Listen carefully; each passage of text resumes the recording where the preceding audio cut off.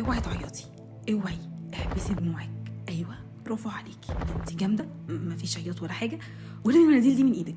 السعاده اختيار، السعاده اختيار. لا بجد خلاص مش قادره. الايجابيه زياده توكسيك فشخ.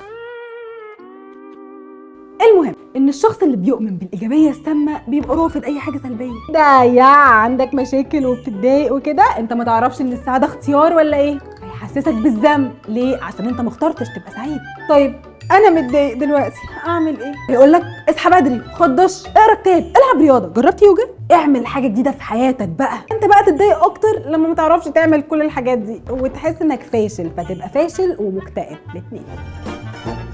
كلنا عايزين نبقى ايجابيين وحياتنا حلوه، بس الحقيقه ان الحياه مش بمبي وانا جنبك وانت جنبي. ساعات كتير مش هتبقى جنبي، فهضطر بقى اموف اون، فهروح اتكلم مع صاحبتي الايجابيه جدا اللي هتفكس لمشاعري وتقول دي مشاعر مش حقيقيه، ركزي على الايجابيه. ايجابيه ايجابيه مع انها حقيقيه والله. طب ازاي بقى اعرف اني ضحيه الايجابيه السامه دي؟ اول حاجه انك تبتدي تتجاهل مشاعرك بدل ما تواجهها، وتتجاهل انك متضايق من صاحبك اللي اتريق عليك قدام الفصل كله بدل ما تروح تواجهه وتقول له انك اتضايقت. تاني حاجه انك تحس بالذنب انك مش في المود واصحابك هيتضايقوا منك عشان الحصه مش هتبقى ألذ حاجه.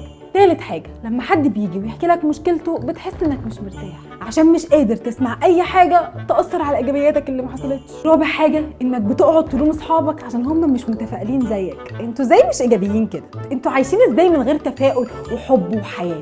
انا بتنفس ايجابيه. خربت الايجابيه. ما خبيش عليكم، انا اكتشفت ان عندي ايجابيه سامه. ما تقلقوش عليا، الموضوع مش خطير. هما 3 حاجات هيساعدوك تخف من وجع الدماغ ده. خليك واقعي، يعني لما صاحبك يتريق عليك او المستر يسف عليك عادي انك تتضايق، على فكره بني ادم والله.